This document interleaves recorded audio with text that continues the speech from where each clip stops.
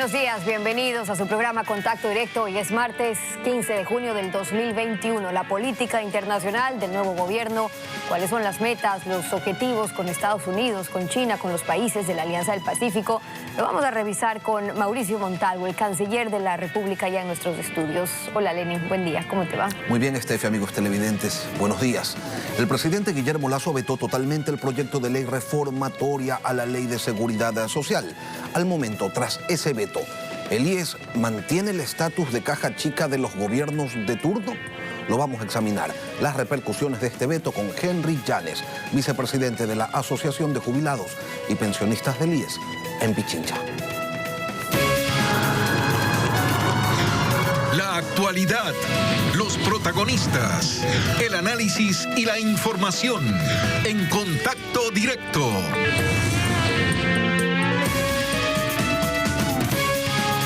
Todos los grupos prioritarios estarán vacunados dentro de los 100 primeros días de gobierno, según la ministra de Salud, Ximena Garzón. Entre tanto, mujeres embarazadas y en periodo de lactancia ya son consideradas en el proceso.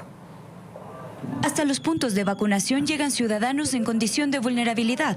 Son adultos mayores, médicos, embarazadas y madres en periodo de lactancia que aún no han recibido la vacuna contra el COVID-19. Es una necesidad vacunarse para uno estar más tranquilo en las cosas, en las actividades diarias que se realizan. Esta semana inicia una nueva etapa. Desde este lunes 14 de junio se incluye a los ciudadanos entre 16 y 49 años con 50% de discapacidad o enfermedades catastróficas. Además, a personas de 50 años en adelante y a los trabajadores de los sectores estratégicos. De forma paralela, del 14 al 20 de junio continuará la aplicación de la segunda dosis a quienes les corresponda recibirla.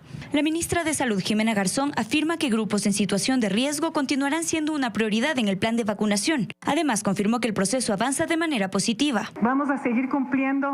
Pueden acceder a la información en lugarvacunación.cne.gov.es. Luego de nuestros 9 millones de personas vacunadas en 100 días, nosotros vamos a seguir vacunando a la población. Nosotros podremos vacunar incluso a los niños. La ministra confirmó que desde el inicio de este nuevo gobierno, más de 1 millón de dosis en el país han sido administradas e invitó a quienes aún no han sido inmunizados a revisar cada miércoles en la plataforma web cuál es su lugar de vacunación. Nos acompaña a esta hora el abogado Mauricio Montalvo, canciller de la República. Buenos días y bienvenido a Contacto Directo. Buenos días, un gusto estar aquí en la ciudad de Guayaquil y aquí en el set de Ecoavisa. Y gracias por estar con nosotros. Hablemos sobre el reto de la diplomacia ecuatoriana y la política internacional, que tiene grandes antecedentes. 10 años de un gobierno que se distanció de su principal socio comercial, se acercó con acuerdos de asociación integral con China, con estos megaproyectos, comprometió el petróleo, se acercó al ALBA, al UNASUR, pero luego viene el régimen de Moreno, que rompe con Venezuela y Maduro, se despide prácticamente de UNASUR, entrega a Assange, implementa una política de acercamiento con Estados Unidos. O sea, en mejores condiciones, canciller, para estrechar nuevamente relaciones con Estados Unidos. ¿Está en esa línea el objetivo? Totalmente, no solo con Estados Unidos. La política exterior del presidente Lasso ha sido el axioma fundamental de más Ecuador en el mundo y más mundo en el Ecuador, que se proyecta a todos los países, y hacerlo con una actitud dialogante, de discusión, de conversar, de transmitir un mensaje de credibilidad, de confianza con todos, sea Estados Unidos, sea China, sea Rusia, sea la Unión Europea, sea en los países vecinos, los países de América Latina. En todos los espacios esa va a ser la tónica. Como yo he mencionado en muchas partes, el presidente Lasso ha mencionado que va a ser un Ecuador del encuentro y también será una diplomacia del encuentro, y a eso es a lo que estamos abocados. Ahora, hablamos de un encuentro con todos, y digo esto porque, volviendo a los antecedentes, recordemos que aquí no solamente que expulsaron, si hablamos de organismos internacionales, al Banco Mundial, al Fondo Monetario Internacional, que luego tuvieron que volver cuando buscaban financiamientos, pero la relación con los organismos internacionales va más allá. Luego los organismos de derechos humanos, la posición que tuvo Ecuador en el gobierno anterior con la Comisión Interamericana de Derechos Humanos, ahí escogieron alinearse con China, con Irán, hasta con Siria. Y en los últimos años, entonces, se volvió a la Comisión Interamericana de Derechos Humanos. ¿Van a seguir con esa línea? No, evidentemente ya que usted menciona estos casos puntuales, ayer nomás el presidente Lasso tuvo una reunión muy importante con el Banco Mundial, a quien tuve la suerte de acompañarlo, y discutir y ver cómo se repasó la agenda bilateral con ese organismo en particular, muy dinámica, muy abierta y muy positiva, y diríamos, para el Ecuador.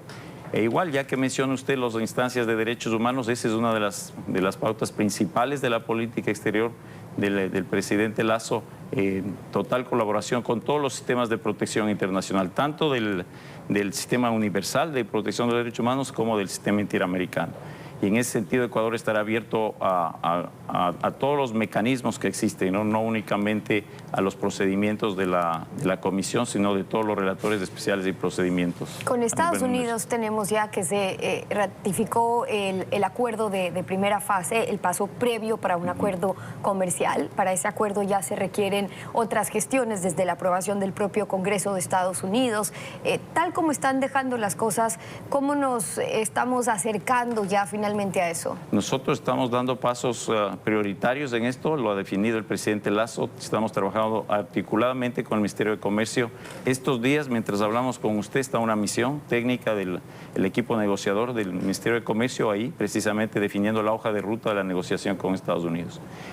Y eso es, y lo mismo que le digo respecto a los Estados Unidos, lo decimos también a los otros mecanismos como es la Alianza del Pacífico, para lo cual estamos también trabajando coordinadamente con el Ministerio de Comercio. Con Estados Unidos en 2020 las exportaciones no petroleras hacia ese país fueron de 3.100 millones de dólares. Fue incluso un 19% más alto que en el 2019. Digamos esto a pesar de la pandemia. Entonces allí tenemos un potencial alto. Pero temas por destrabar también, canciller, para lograr esos acuerdos. Además, trabas arancelarias, lograr que sean más empresas, más productos las que tengan la posibilidad de exportar, que eso genere más empleo. ¿Cuál va a ser el objetivo ahí? No, precisamente eso, ese es el desafío. Estados Unidos es el principal socio comercial, es un país muy cercano para el Ecuador en muchos aspectos, eso no es desconocido para nadie, y efectivamente lo que debemos hacer es lo mismo que frente a Estados Unidos a todo el mundo, lo que ha dicho el presidente Lasso, que Ecuador sea un país que busca mayor inversión,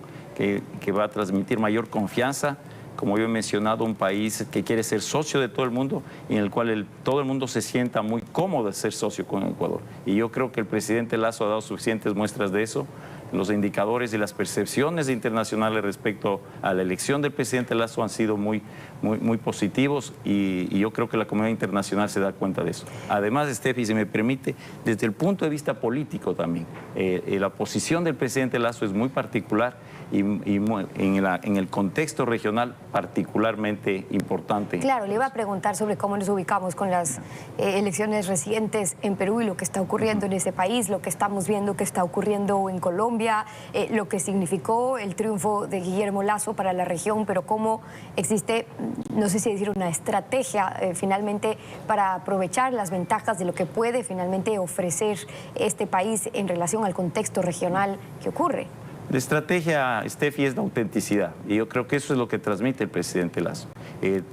Una política en la cual nosotros podamos ser creíbles, que transmitamos una sensación de confianza, como menciono, y que podemos tener relaciones con todos los gobiernos, sean del tinte que sea, más aún si son los países cercanos, los países vecinos. No importa cuál es la orientación política que tenga, para Ecuador son muy importantes y nosotros tenemos que cultivar esa relación.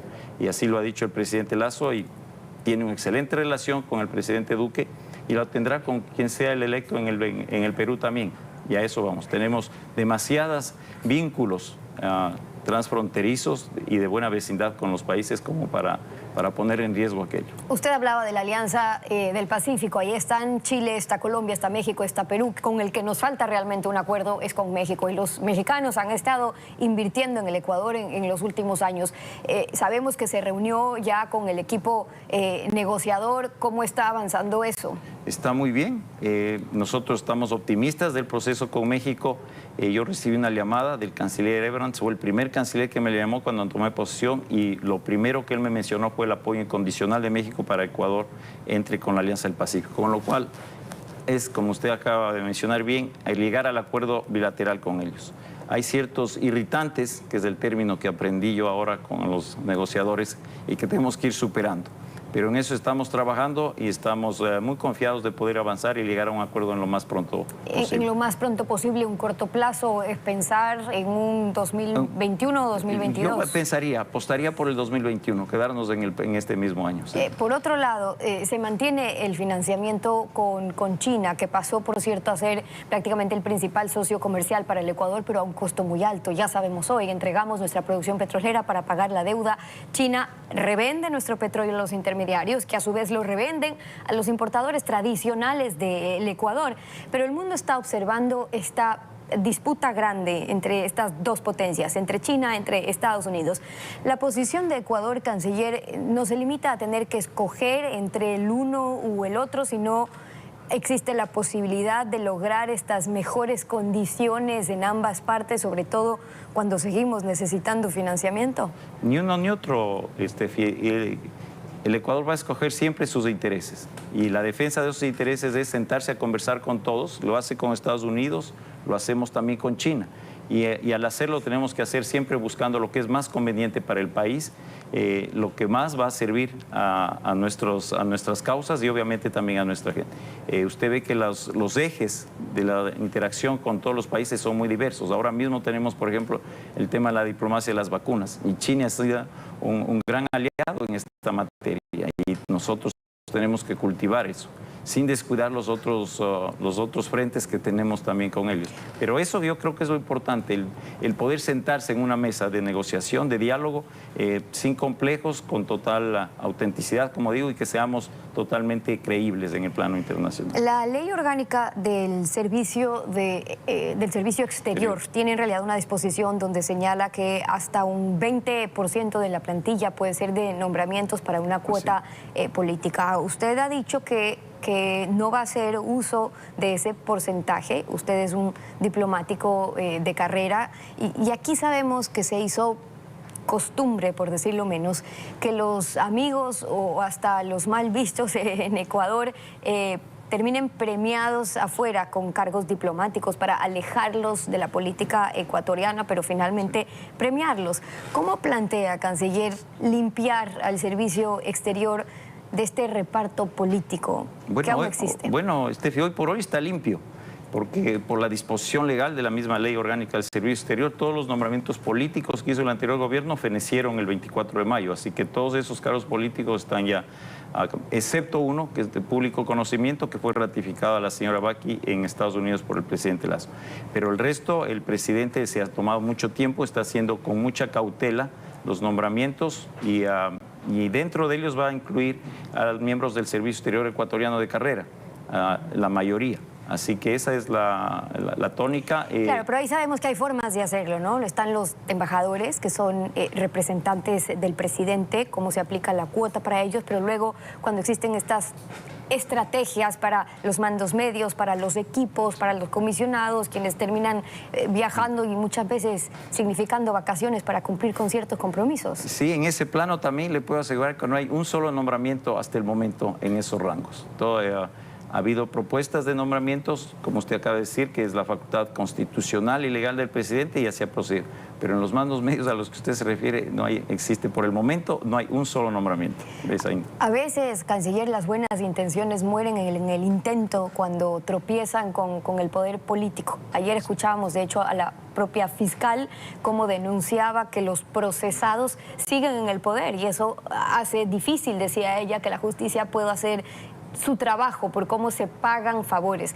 Y en el servicio diplomático también se ensució una carrera que debe ser meritoria para lograr abrir al Ecuador al mundo, que es el propósito, para poner al que está preparado, pero que es de confianza, no para pagar favores políticos. Generar estos cambios, canciller, ¿cree que requiere de tiempo o es más bien decisión y voluntad política? Totalmente, es voluntad y yo creo que hay que ser coherente en ese lineamiento y el presidente Lasso ha dado señales en esa línea perfectamente. Y nosotros estamos precisamente para apostar por el fortalecimiento institucional del servicio exterior con todo lo que ello implica, porque eso también comporta que haya mayor compromiso, mayor responsabilidad, mayor entrega también de parte de los funcionarios de carrera del servicio exterior. Mauricio Montalvo, canciller de la República, acompañándonos hoy en Contacto Directo. Muchas gracias por haber estado. Gracias a usted y un gusto. Con nosotros. Yeah. Vamos con ustedes a una pausa y cuando regresemos, el IES y su continua crisis con deuda del Estado, un consejo directivo incompleto, el presidente Lasso vetó totalmente el proyecto de ley reformatoria a la Ley de Seguridad Social, sus repercusiones. Cuando volvamos con Henry Llanes, el vicepresidente de la Asociación de Jubilados y Pensionistas del IES en Pichincha. No se vayan.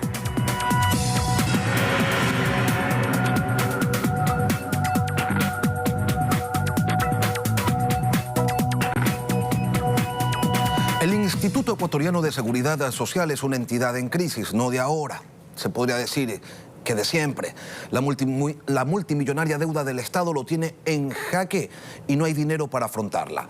Urgen los cambios, pero no es sencillo dejar atrás a la caja chica de toda la vida. Henry Llanes, vicepresidente de la Asociación de Afiliados, Jubilados y Pensionistas del IES. Buenos días y bienvenido a Contacto Directo. Buenos días, estimado Lenny, un cordial saludo a la audiencia. Vamos poniendo las cosas en contexto. ¿Qué fue lo que resolvió la Corte Constitucional en su sentencia del 22 de marzo del 2016 en relación al Instituto Ecuatoriano de Seguridad Social? Dispuso que tres cosas fundamentales, ¿no? Primero, que la integración del Consejo Directivo del IES debería darse bajo los principios de igualdad, de inclusión y de participación, y escuche audiencia, en la que participen todos los afiliados, activos y pasivos, y los empleadores en la integración del Consejo Directivo del IES.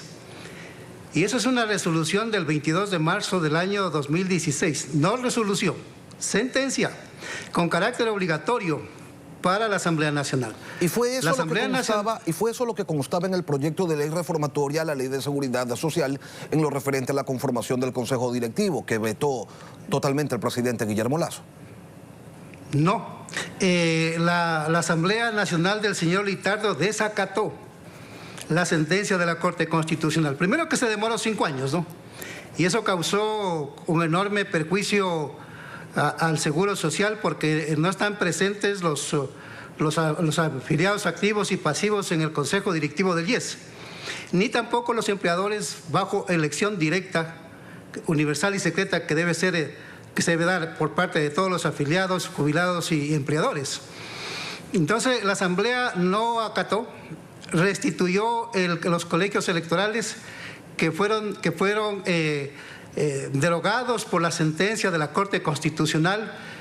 En el caso de los empleadores, derogó para que no sea el colegio electoral de las cámaras el que elige a los empleadores, porque no representan las cámaras a todos los empleadores en el Ecuador, que son como 483,000 empleadores, eran a diciembre del año 2019. Henry, ¿y quién representa a todos? Porque, las cámaras no representan a todos los empleadores. ¿Y quién representa a todos los empleados, a todos los afiliados?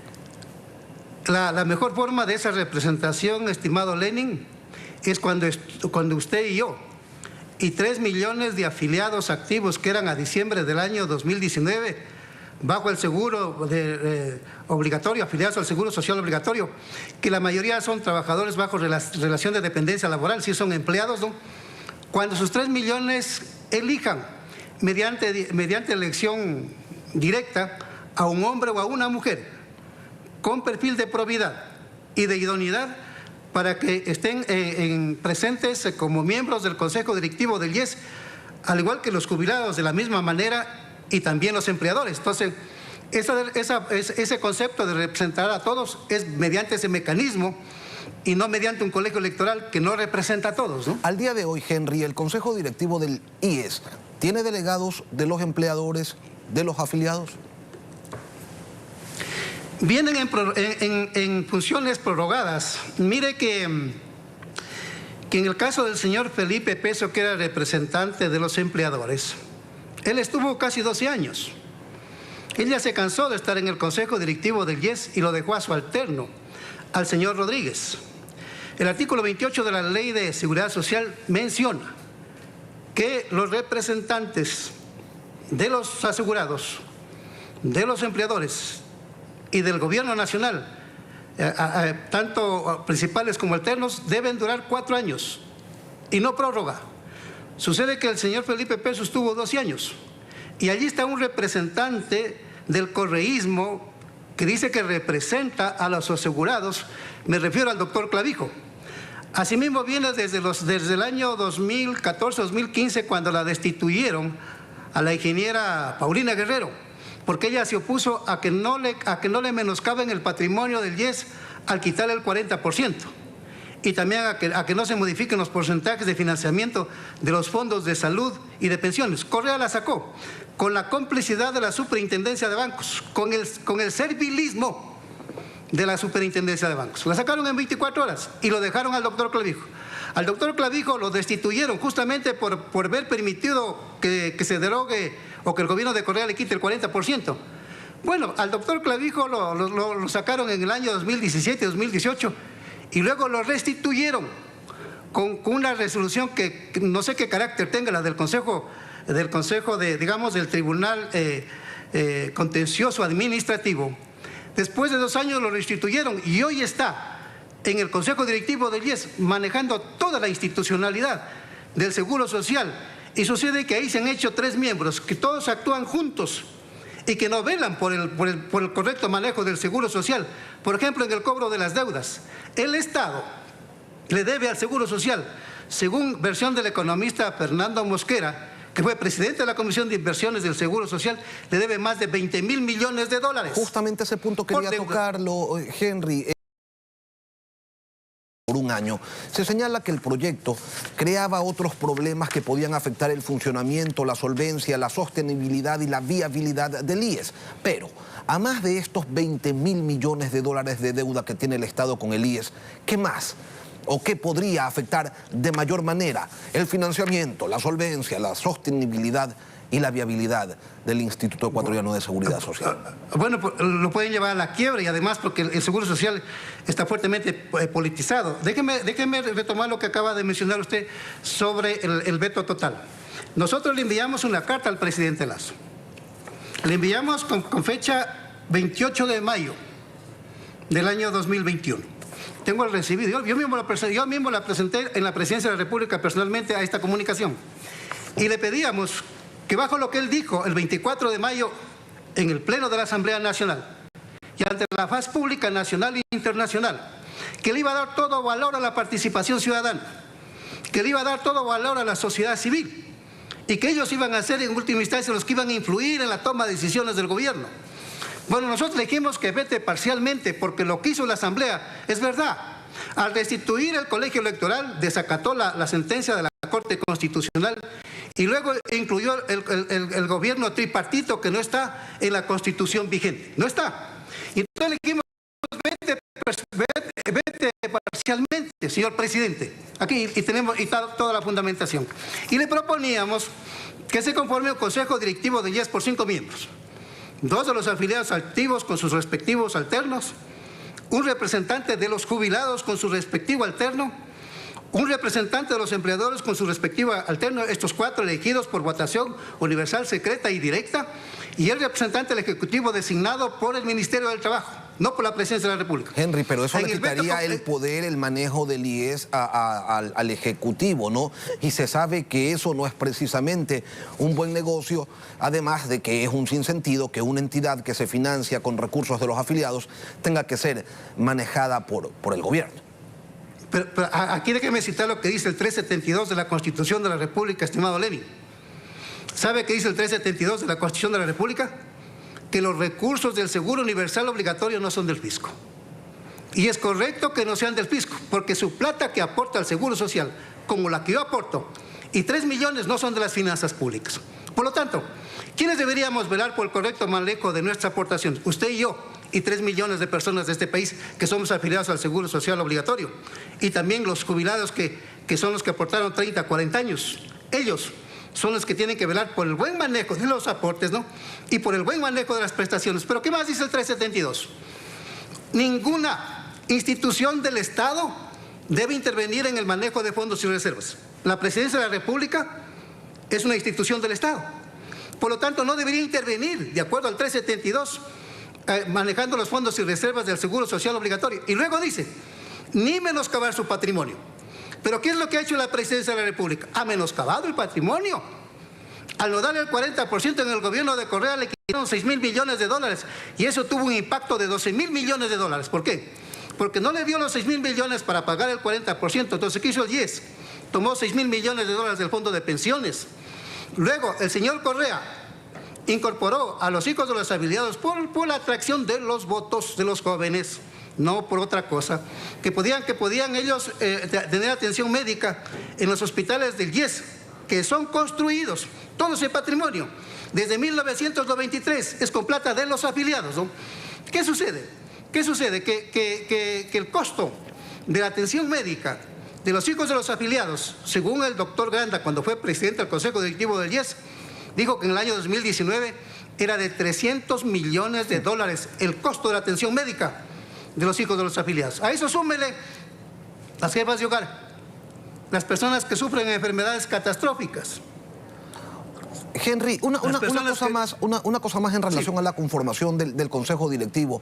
Resulta que al estar en mora el gobierno con el pago de las aportaciones de los trabajadores del sector público, no debería poder poner a su delegado en el Consejo Directivo por morosos. Sin embargo, allí están y manejando todos los recursos del IES. Ustedes han señalado que van a presentar un recurso de protección. ¿Qué es lo que buscan con ello? Estamos en un recurso extraordinario de protección. Porque si los afiliados somos dueños del dinero, los jubilados también, y como hay prohibición constitucional de que no debe intervenir el Estado en el manejo de fondos y reservas ni menoscabar el patrimonio, y que eso es lo que está haciendo, de una manera totalmente irresponsable que lo puede llevar a la quiebra al Seguro Social, porque el hablar de 20.000 millones de dólares de deuda y de una inversión, como de acuerdo al economista Fernando Mosquera, en bonos de 9.000 millones de dólares. Él dice que sumando los dos valores son 30.000 millones de dólares. Yo digo, el Estado eso no lo va a poder pagar, porque tiene el saldo en rojo, porque tiene las finanzas públicas en rojo. Henry, ahora, entonces, como esa deuda es tan grande, hay voces, y usted las debe haber escuchado, que señalan que se debería concesionar la administración del IES. ¿Qué opinión le merece esta posibilidad? No. Aquí, querido Lenin, hay afiliados que tienen títulos de posgrado, doctorado, son afiliados al Seguro Social, suficientemente capacitados para que dirijan el IES, que tienen que dirigirlo mediante elección. Pero déjeme decirle del artículo 29 que usted mencionó, porque no quiero dejar en el aire lo que usted dijo, y con toda razón. No deben integrar el Consejo Directivo del IES los morosos, ni el Estado, ni los empleadores privados. El Estado porque le debe 20.000 millones de dólares. El artículo 29, literal C, de la Ley de Seguridad Social dice quienes sean morosos con el IES no deben integrar el Consejo Directivo del IES. Y aquí el principal moroso es el Estado, con más de 20.000 millones de dólares que no paga. Henry, no va a pagar. Henry, brevemente, pero aquí hay una crisis que es muy grande. El Estado no tiene plata para pagar su deuda y los afiliados tampoco están en condiciones de soportar un incremento en el porcentaje de sus aportes. ¿Qué se hace para que el IES no se acabe? Hay que hacer una rigidería legal, una rigidería administrativa, financiera y del manejo de la salud. Y eso hay que hacerle con una nueva ley, con una ley del Seguro Social obligatorio. Porque el sector empleador privado le debe, desde 1999 a julio del año 2020, le debe 1.500 millones de dólares. Los empleadores privados, todos tampoco deberían estar. Entonces vamos nosotros a presentar, estimado Lenin, a fines de julio, una nueva ley del Seguro Social obligatorio y que refleje esa ley, una reingeniería legal, administrativa, financiera y del manejo de la salud. Estaremos pendientes de ello. Henry Llanes, vicepresidente de la Asociación de Afiliados, Jubilados y Pensionistas del IES. Gracias por acompañarnos hoy aquí en Contacto Directo. Muchas gracias, Eduardo. Buen día.